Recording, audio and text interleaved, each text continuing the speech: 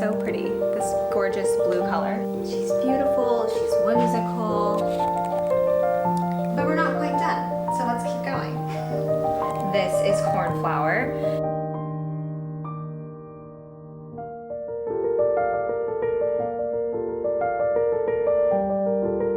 Hello everyone, welcome back. Happy April, happy spring. Ever since I announced that I have been a florist for the last year and that I grow my own flowers and sell my own flowers and do a lot of gardening and farming, I've had a lot of requests for flower arranging videos and also for more informative videos about gardening and growing flowers and just growing in general. Now, I am by no means an expert. I would still consider myself very new to all of this, even though I've been doing it for a year. But I thought it would be fun today to kind of combine the two topics, so gardening and also flower arranging, give you guys a little bit of a flower arranging tutorial with some of the flowers that I grow in my own garden. The ones here today are actually from the flower market because mine have not bloomed yet.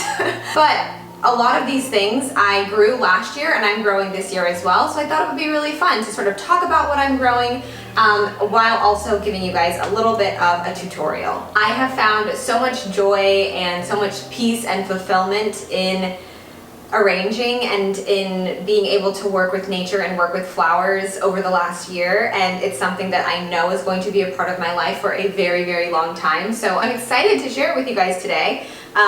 You can always find more of these types of videos. Well, you can find more videos like this if you want more on my Patreon. Last year I did a couple flower arranging tutorials. I also do garden tours and things like that. And so if you want more of that content, that's on Patreon, and I will leave it in the description box below. But I am happy to bring it to this channel as well. So let's get started. I went ahead and grabbed some branches just from outside because I didn't really feel like it was necessary to go purchase foliage for this, given that there's quite a bit in the area where I live. So I just grabbed a lot of green things that I can use as my base for this arrangement. One of the things that I've learned over the last year is the importance of your greens and your foliage in a flower arrangement. It really sort of sets up a good foundation for you, and it sort of creates what my boss calls a nest. And that nest is really what's important. Like that's kind of the most important element of your arrangement. And I was watching a video recently where the florist said that, you know, she wants her nest to look so amazing that like you could just have that on its own as the arrangement. Like you don't even need the flowers. And that's kind of how I started to think about it as well. This feels a little heavy. I got this from one of the trees outside, but it feels a little heavy. So we're gonna put that aside and just see. This feels a bit lighter. So I think I'm gonna go with this first. And I don't even know what it is. Like I said, I just cut it off the tree in the backyard. Do I even like this? I think I do. Yeah, I don't hate it. Flower arranging can be a very peaceful process, but it can also be kind of stressful. I know I can sometimes put a lot of pressure on myself to make sure that like it's beautiful and it's perfect.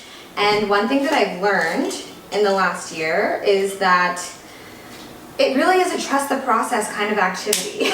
Like oftentimes you'll start an arrangement and you really won't like where it's headed at all. And by the end of it, you have this beautiful piece of art that you've created.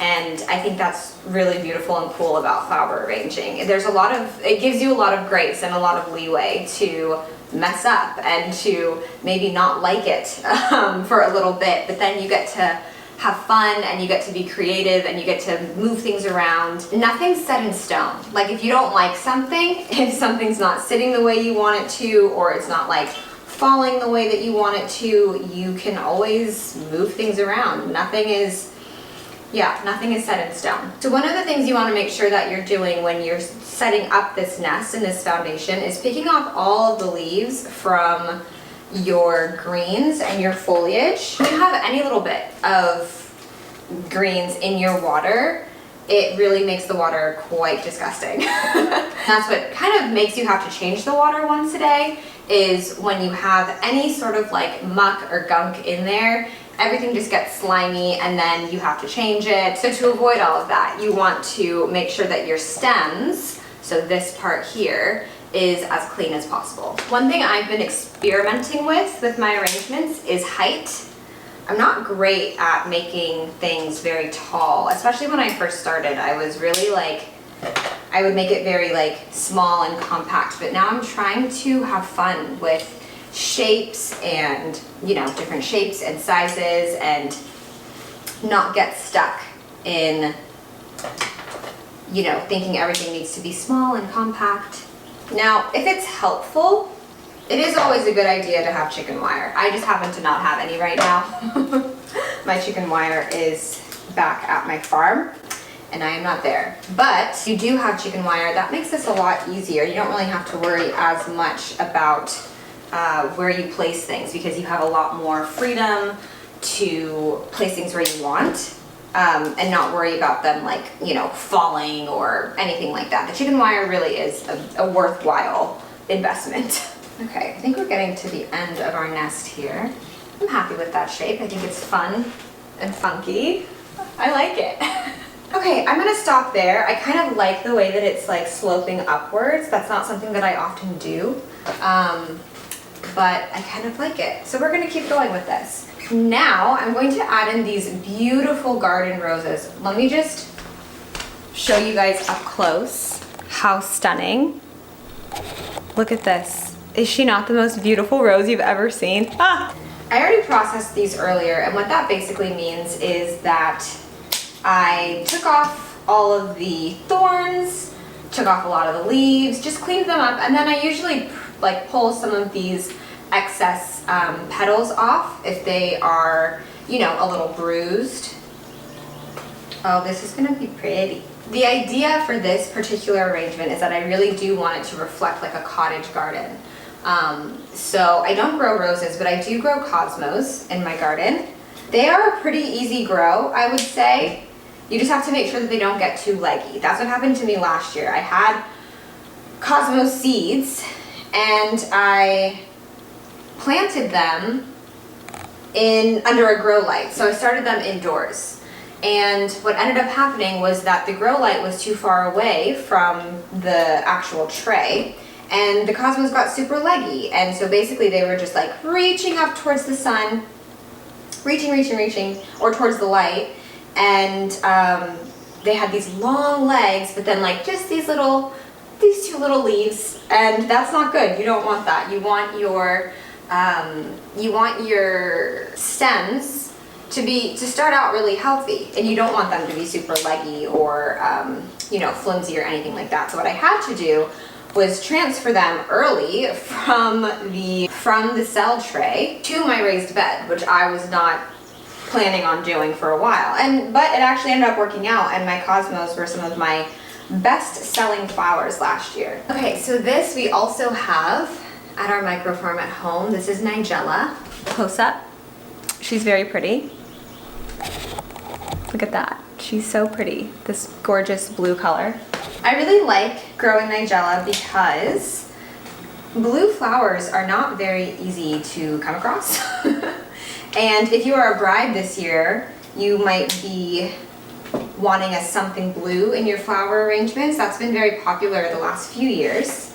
And it's kind of difficult because there aren't that many blue flowers, but nigella is one of them. However, like with a lot of flowers, it's a seasonal thing. So I was lucky enough to get this bunch, but they're not even quite in season yet. They're more of a summer flower. So we plant our nigella around December. I'm gonna make this a little shorter. Around December, and then by summertime we'll have some pretty blooms. But these are a little bit more of a baby blue. Ours were very vibrant last year, so that was really exciting. I'll insert pictures as well. I'm sorry that you probably can't see exactly what I'm doing because I don't have a camera assistant today. But I'll show you at the end what it ends up looking like. I want to add a lot of this nigella because I just think that the blue adds such a fun cottage whimsical vibe. It's really nice to be able to arrange and listen to the birds chirping outside. I don't know if you guys can hear them, but they've got quite The personality. Now I changed my mind about the even roses. I'm gonna add another one because I think she could be valuable in here. I think she could really be valuable. Ah, and she is. And she is. She's gorgeous. Another thing that I'm practicing and that I want to remind you of as well is to turn your arrangements while you're making them. I don't know why it's so hard for me to remember that. I am like, it's not easy for me to remember to like arrange from each quadrant. I try, but it is not, does not come to me naturally. So make sure you're doing that because you want your arrangements to be even and balanced, and you really can accomplish that much better if you're turning your arrangement as you go. Oh, look at that. Okay, so now we're gonna go in with our cornflower over here. This is cornflower. She is stunning. We also have her at our farm. However, ours is a deep purple. And as you can see, this is a very bright and vibrant pink, and she's just so cute. I gravitate a lot towards pinks because pink is my favorite color, and well, one of my favorite colors. And so I always, anytime I see something at the market that's pink, I'm like, oh, I have to have it. I'm like, oh, I gotta take that home. Oh, this is so pretty. But I saw these and I was just like gobsmacked. I was like, you guys are so cute, you're so pretty. You are definitely going to make it into my video. So congratulations, cornflower. You're popular. She just adds that, I'm obsessed with this arrangement. She just adds that perfect like pop of like whimsy. I just love her so much. And like I said, we do grow this at our farm, but the variety that I grow is called Forest Blue Boy. So ours is a very sort of dark, deep blue color, not this beautiful, vibrant pink. But this year, I think I have a mixture, so we'll see. I have not been having the best luck this year. I probably shouldn't say that, I don't want to curse myself, but things have just been very slow to grow, slow to germinate. We have not had a bunch of rain this year, and I kind of rely on the rain. I mean, as a lot of farmers do. I kind of rely on the rain because my drip system is only in one section of our farm, so we still have a lot to do and a long way to go in terms of like expanding our watering system. And so because of that, I rely on rain, which we did not have enough of this year. Okay, so I really like how this is looking so far. I think it looks really fun and cottagey and whimsical, but we're not quite done, so let's keep going. I feel like I could use some of these nigella buds. So even though they haven't bloomed, their buds are still very, very pretty. And I'm gonna use some of these.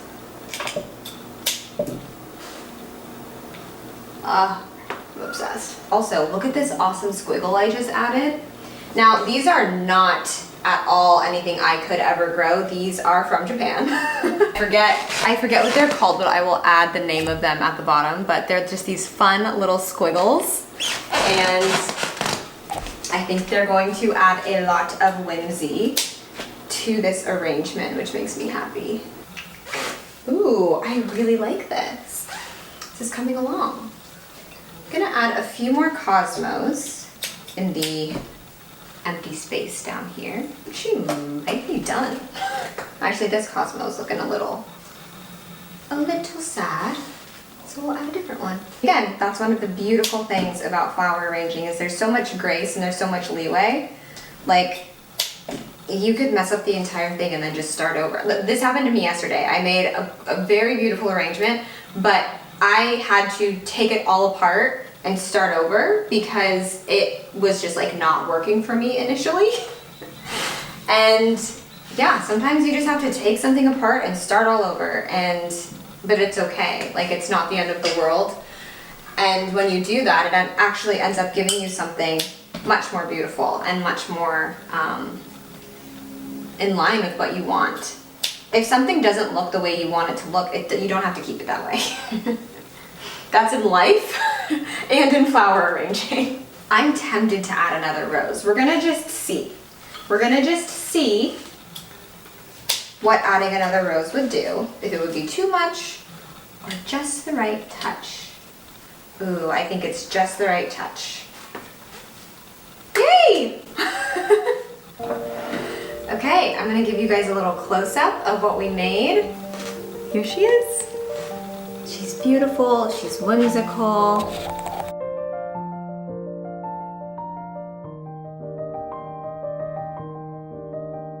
I have to take off, but I hope that you guys enjoyed this video.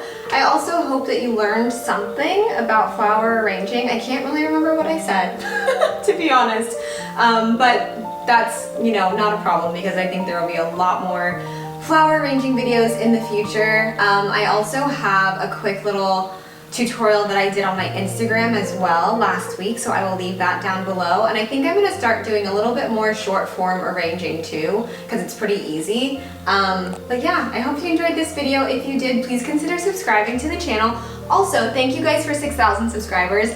I'm so excited about that. Like, that just makes me really happy to know that like people are liking the content and just enjoying it, and yeah, I don't know. So leave a comment down below and let me know what you learned from this video, or if you have any tips to share with the community about flower arranging or gardening, because we can all learn from each other. Subscribe to the channel, like this video, and I will see you guys in my next one.